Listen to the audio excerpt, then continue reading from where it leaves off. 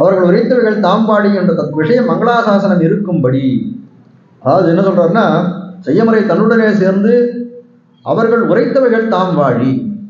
அதாவது தமிழ் அந்த மறையும் வாழணும். மறைன்னு சொல்லக்கூடியது அந்த வேதம் இல்லையா? அந்த வேதமும் வாழணும்.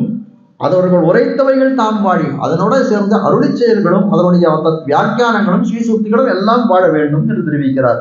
செய்யமறை அப்படின்னு சொல்லும்போது, செய்யமறை அப்படின்றார், அனுகூலருக்கு சுவார்த்தத்தை பிரகாசிப்பித்துக் கொண்டு பிரதிகூலருக்கு பிரகாசிப்பியாது இருக்கை. செய்யமறைன்னு சொன்னா வேதம் அப்படின்னு சொன்னமே, ஆனால் அதுக்கு இருக்கக்கூடிய இன்னொரு பேர் என்ன? மறை அப்படின்னு பேர். அந்த மறைன்னு சொன்னா, மறைன்னு அர்த்தம் என்ன?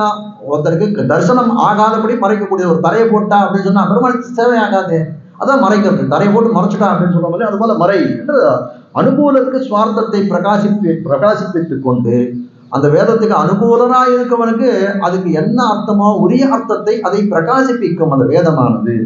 அதே என்ன பண்ணோம்னா பிரதிகூலருக்கு பிரகாசிப்பியாது இருக்கை.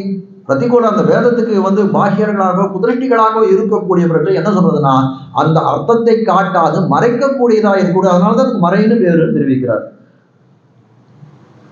அவர்கள் உரைத்தவர்கள் தன்னுடனே சேருகையாகவே செய்யமறை ஆய்த்து. அதாவது அவர்கள் உரைத்தவைகள் அப்படின்னு சொன்னார்கள். அவர்கள் உரைத்தவைகள் தன்னுடனே சேர்கையாலே, அதாவது இந்த வேதத்தோட சேர்கையாலே செய்யமறை ஆயிடுத்து. அதனாலதான் செய்யமறை சொல்லும்படியான என்ன சொல்றதுன்னா செய்யமறை ஆயிடுத்து அது சொல்றாரு. செய்யமறை அப்படின்னா அது எல்லாருக்கும் புரியக்கூடிய மறையாயிடுது. அதோட அருளி செயலோட சேர்ந்தது. வேதத்தினுடைய அர்த்தத்தை, கடினமான அர்த்தங்களை நம்ம புரிஞ்சுக்கிறதுக்கு சிரமமா இருந்தது.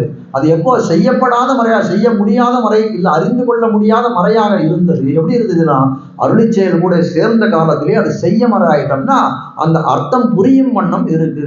தெளியாத மறைநிலங்கள் தெளியோதி தெளிவில்லான் மறைநிலங்கள் தெளிகின்றோமேனு வேதாந்தாச்சாரியர் எழுதக்கூடியார். வேதாந்தாச்சாரியார்னு பேர் அவருக்கு. வேதாந்தாச்சாரியன்னு பேர் என்ன? வேத வேதாந்தங்களே கரை கண்ட நிபுணராக இருக்கக்கூடியவர்.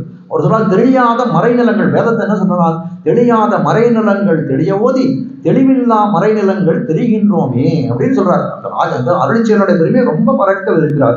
சொல்றாரு, அதாவது அல்பஸ்ருதர் கலக்கின ஸ்ருதி நஞ்ஞான துறை சேர்ந்து தெளிவுத்து ஆழ்பொருளை அறிவித்தது என்கிறபடியே அதிநிர்மலமான அருளிச் செயல்களின் வியாக்கியான முகேன வாய்த்து அதிககனமான வேதங்களின் அர்த்த தரிசனம் பண்ணலாவது.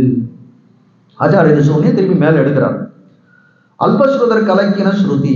அல்பஸ்ருதர்னா ரெண்டு விதமான கேள்வி ஞானம் இருக்கக்கூடியவர். கொஞ்சம் அல்பமா, ரொம்ப ஜாஸ்தி கேட்கல, ஏதோ கொஞ்சமான எப்போ சொல்றேன் ஒரு நன்னா கேட்டுனாலும் பரவாயில்ல, ஒண்ணு தெரியலன்னா பரவாயில்ல, ரெண்டு கேட்டான் அப்படின்னு சொல்ற மாதிரி அல்பஸ்ருதர். அல்பஸ்ருதர் கலக்கின ஸ்ருதி. ஒரு கொஞ்சமா கேட்டு அவர் என்ன பண்றாராம், வேதத்துக்கு நான் அர்த்தம் சொல்றேன்னு போறாராம். அப்ப என்ன அர்த்தம், அந்த வேதத்தினுடைய அர்த்தங்கள்லாம் வேதத்தை ஒரு தடாகத்தை போல வைத்து அது கலங்கி கொடுத்தனா எப்படி இருக்கும்? ஒரே சேரெல்லாம் கீழே இருக்கக்கூடிய சேரெல்லாம் மேல ஒண்ணு. அது போல சுதர் கலங்கின ஸ்ருதி என்ன ஆகும்னா நஞ்ஞானத்துறை சேர்ந்து அந்த கலங்கின இதுவே என்ன ஆகுது, அப்படியே ஓடிட்டே இருக்குது, பிரவாகம் ஓடிட்டே இருக்கு. அது ஒரு நல்ல துறையில சேர்ந்த போது என்ன, நஞ்ஞானத்துறை சேர்ந்து தெளிவுற்று. அல்பஸ்ருதர் கலக்கினாலும் அந்த ஸ்ருதியானது என்னன்னா நல்ல ஆச்சாரியன் கைகளை இதுல போய் சேரக்கூடிய காலத்தில், நல்ல துறையில சேர்ந்த காலத்திலே தெளிவுத்து ஆழ்பொருளை அறிவித்தது என்கிறபடியே.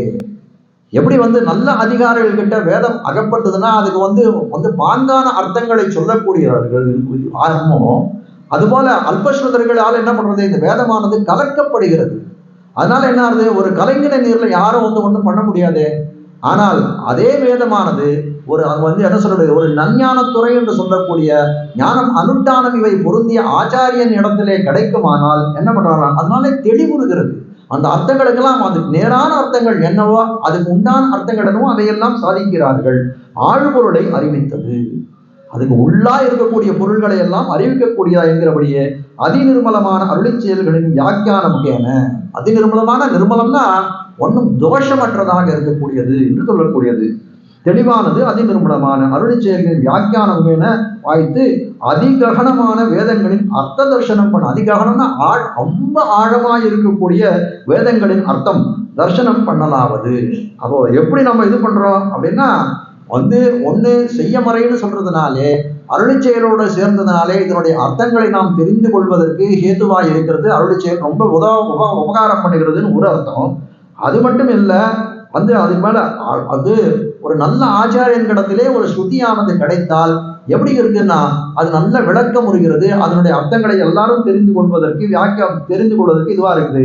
அதனால அருளிச்செயல் நிர்மலமான தோஷமற்ற அருளிச்செயல்களின் வியாக்கியானத்தினாலே ஆழமான வேதங்களின் அர்த்தத்தையும் தரிசனம் பண்ண முடிகிறது. இப்ப வேதத்தை நம்ம எப்படி அறிஞ்சுக்கிறோம்னா அருளிச்செயலை ஒரு முகமாக கொண்டு அதிலிருந்து அறிந்து கொள்கிறோம் என்று காட்டுகிறார்.